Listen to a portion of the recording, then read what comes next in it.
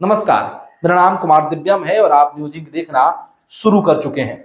देश के नौजवानों के साथ अन्याय हो रहा है, उनके सपने कुचले जा रहे हैं, सालों की उनकी मेहनत पे झटके में पानी फेर दिया जा रहा है। इसकी जवाबदेही कौन लेगा? कौन है इसके जिम्मेदार? यूपीएससी की परीक्षा में घोटालों के मामले सामने आने के बाद अब देश की इतनी प्रतिष्ठित परीक्षा की सूचिता पर सवाल खड़े होने लगे हैं। इतने सालों से जो यूपीएससी ने जो अपनी विश्वसनीयता बनाई थी, उस विश्वसनीयता पे सवाल खड़े होने लगे हैं। पूरा यूपीएससी आयोग संदेह के घेरे में है। कोई गलत ईडब्ल्यूएस सर्टिफिकेट देकर के यूपीएससी पास कर जाता है, तो कोई गलत ओबीसी का सर्टिफिकेट देकर के, कोई गलत विकलांगता का प्रमाण पत्र देकर के और यूपीएससी की परीक्षा पास कर जाता है, तो कोई अपना नाम बदल देता है, अपने फादर्स का नाम बदल देता है, पूरी दस्तावेज को बदल देता है और यूपीएससी को इसकी भनक तक नहीं लगती है और उसे परीक्षा में पास कर दिया जाता है। यूपीएससी के पास ऐसी कौन सी जांच प्रक्रिया है जिसके तहत वो दस्तावेजों का जांच करता है, सर्टिफिकेट वेरिफिकेशन करता है? अब ये सवाल खड़े होने लगे हैं। क्या महज ये एक गलती भर है या फिर एक रणनीति के तहत बड़ा घोटाला है कि एक देश की प्रतिष्ठित संस्था, देश का सबसे प्रतिष्ठित परीक्षा, उस परीक्षा में इतनी बड़ी धांधली हो जाती है और यूपीएससी को भनक तक नहीं लगती है। हिंदुस्तान के भीतर यूपीएससी पास कर जाना सिर्फ परीक्षा पास कर जाने का मसला नहीं रहता है। यूपीएससी पास करना मतलब सब कुछ हासिल कर लेना। लोग डॉक्टर बनते हैं, लोग इंजीनियर बनते हैं, लोग और सारी डिग्रियां लेते हैं, लेकिन एक बार यूपीएससी की तैयारी जरूर करते हैं। देश के लगभग नौजवानों का ये सपना रहता है कि वो यूपीएससी में भाग ले। लेकिन अब यूपीएससी की परीक्षा, जिसे सबसे प्रतिष्ठित और सबसे स्वच्छ मानी जाती थी, जहां किसी धांधली की कोई बात सामने नहीं आती थी, अब उस परीक्षा में भी धांधली के जब मामले सामने आए हैं, घोटाले के मामले सामने आए हैं, तो इसकी विश्वसनीयता पर सवाल खड़े होंगे ही। लेकिन जब यूपीएससी पर आरोप लग रहे हैं, यूपीएससी पर तमाम तरह के सवाल खड़े किए जा रहे हैं, इसी बीच यूपीएससी के चेयरमैन का इस्तीफा दे देना एक नई घटनाक्रम और एक नया सवाल खड़ा करता है। यूपीएससी के चेयरमैन के बारे में हम पहले जान लेते हैं, फिर हम आगे और बात करेंगे। यूपीएससी के चेयरमैन मनोज सोनी का ताल्लुक गुजरात से है और मनोज सोनी प्रधानमंत्री नरेंद्र मोदी के करीबी माने जाते हैं। साल 2005 में ही प्रधानमंत्री नरेंद्र मोदी ने इन्हें गुजरात का प्रतिष्ठित विश्वविद्यालय एमएस विश्वविद्यालय का कुलपति नियुक्त कर दिया था।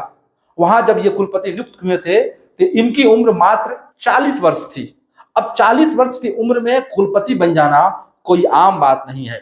ये सबसे कम उम्र के कुलपति होने का उस विश्वविद्यालय का रिकॉर्ड बना दिए थे।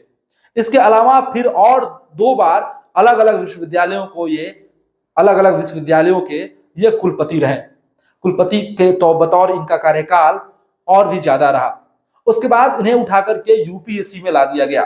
यूपीएससी के 2003 में चेयरमैन बनने के पहले मनोज सोनी यूपीएससी के सदस्य थे। और अब इन तमाम घटनाक्रमों के बीच जब घोटाले सामने आए हैं और इस बीच जब इन्होंने इस्तीफा दे दिया है, तो कई सवाल खड़े हो रहे हैं। हालांकि सूत्र यह भी बता रहे हैं और मनोज सोनी ने यह भी दावा किया है, वो इस्तीफा एक भिक्षु बनने के लिए दिए हैं। गुजरात में एक संप्रदाय है, उस संप्रदाय का भिक्षु बनने के लिए उन्होंने इस्तीफा दिया है और अब वहीं जाकर के रहेंगे, इस बात का दावा सूत्र कर रहे हैं।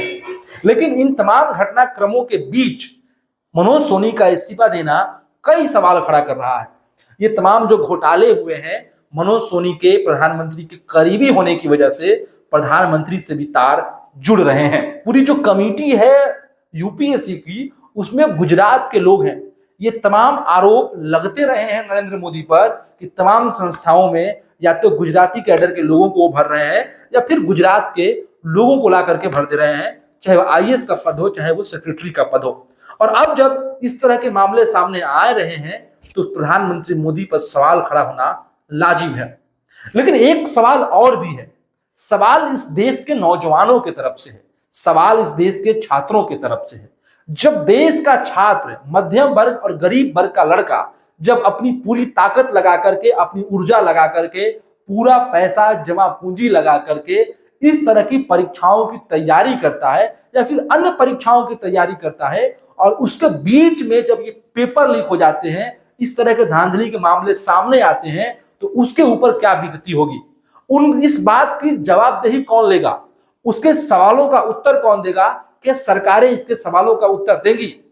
नीट में पेपर लीक हुआ लेकिन अभी तक पेपर को रद्द नहीं किया गया, सुप्रीम कोर्ट में केस चल रहा है। आखिर शिक्षा माफियाओं के साथ, पेपर लीक के साथ सरकार इतना नरमी क्यों बरत रही है। पेपर लीक के सबूत भी सामने आ गए हैं। देश का नौजवान यह भी पूछ रहा है कि वो जब पैसे खर्चे करके एग्जाम देने जाता है, वो पैसे खर्च करके सेंटर पे जाता है, उसके बाद तमाम तरह की परेशानियां उठाता है और पेपर लीक हो जाता है। अब यूपीएससी में भी घोटाला हो रहा है।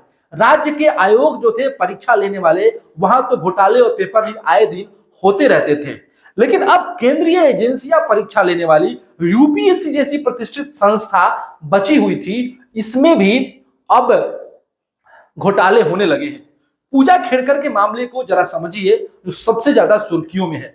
पूजा खेड़कर महाराष्ट्र की रहने वाली है।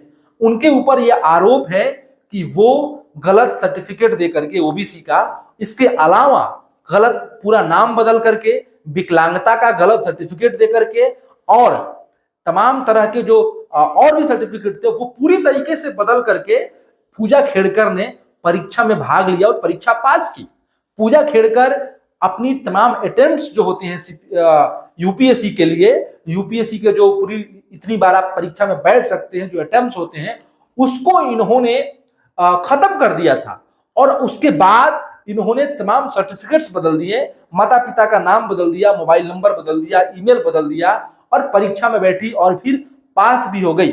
क्या ये घोटालों के, इस तरह के घोटालों के तार कई अन्य जगहों से जुड़े हुए हैं? क्या इसके तार राजनीतिक रूप से जुड़े हुए हैं? क्या ये जो पूरे मामले हैं इसके भीतर राजनीति के हस्तियों का भी हस्तक्षेप है?